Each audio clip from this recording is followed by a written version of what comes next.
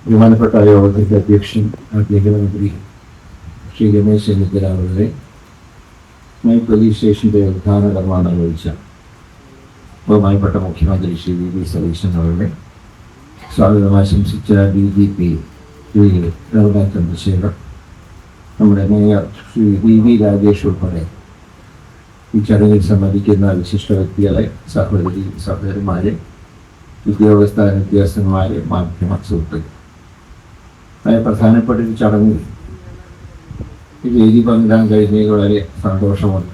പ്രത്യേകിച്ച് ഒരു പുതിയ പ്രോജക്റ്റ് ആദ്യമായി നടപ്പാക്കുന്നത് ഈ നിയോജകമണ്ഡലത്തിലാണ് എന്നത് ഇവിടുത്തെ ജനപ്രതിനിധി എന്നുള്ള നിലയിൽ വളരെ സന്തോഷം നൽകുന്നതാണ്.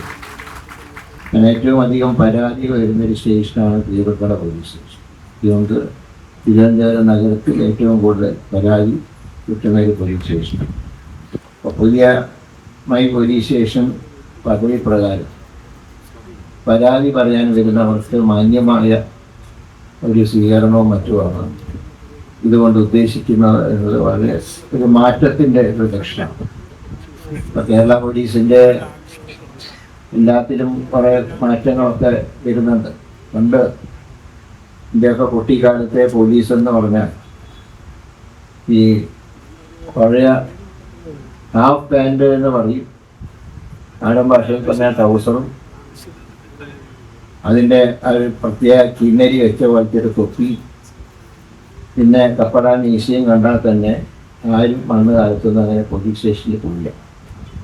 മാത്രമല്ല ഈ ഇട്ട ട്രൗസറാണെങ്കിൽ നന്നായിട്ട് കഞ്ഞികളെ ഒക്കെ ഒടുക്കി പശയൊക്കെ ഒഴിച്ചിട്ട് നല്ല കുത്തനെ വയ്ക്കുന്ന ഒരു നിൽപ്പുണ്ട്. പിന്നെ ചെയ്ത ചില പ്രവൃത്തിയൊക്കെ ഉണ്ട്, പക്ഷെ അതിവിടെ പറയാൻ പറ്റുന്ന കാര്യമില്ല.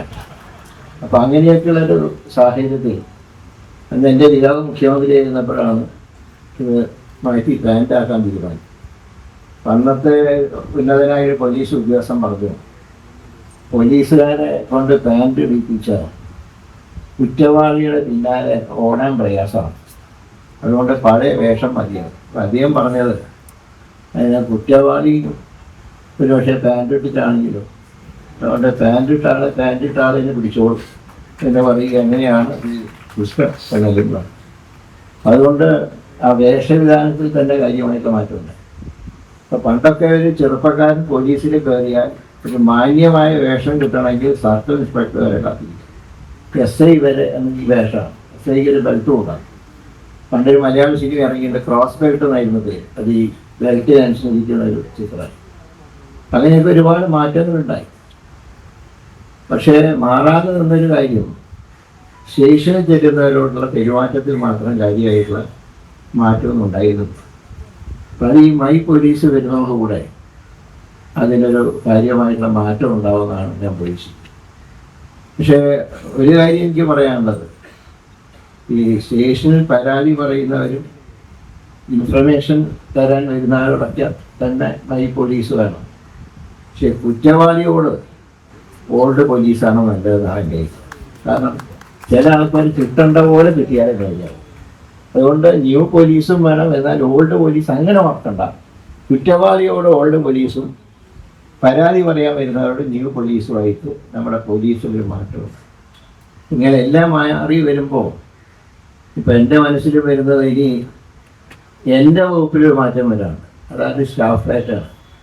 അതിപ്പോൾ 960 അതായത് മുമ്പ് കരിവണ്ടിയിൽ നിന്ന് വന്ദേ ഭാരതത്തിലേക്ക് എത്തിയെങ്കിലും ഞങ്ങളുടെ സ്റ്റാഫ് റേറ്റ് മാത്രമാണ് പഴയ 60 നിൽക്കുന്നത്. ഇനിയിപ്പോൾ അതൊന്ന് പരിഷ്കരിക്കാൻ മുഖ്യമന്ത്രിയുടെ ഉൾപ്പെടെ സഹായത്തോടുകൂടെ അത് പരിഹരിക്കാൻ കഴിയുന്നതാണ് എൻ്റെ വിശ്വാസം. അപ്പോൾ മൊത്തത്തിൽ മാറ്റം വരണം. ഇത് മാറ്റത്തിൻ്റെ കാലഘട്ടമാണ്. പഴയതിൽ നിന്നും പുതിയതിലേക്കുള്ള മാറ്റത്തിൽ നമുക്ക് ഒരുമിച്ച് അണിചേരാം എന്ന് മാത്രം പറഞ്ഞുകൊണ്ട് എല്ലാവർക്കും അഡ്വാൻസായി ഓണാശംസകൾ കൂടെ നൽകുകൊണ്ട് എൻ്റെ വാക്കുകൾ അവസാനിപ്പിക്കുന്നു. എല്ലാവർക്കും നമസ്കാരം.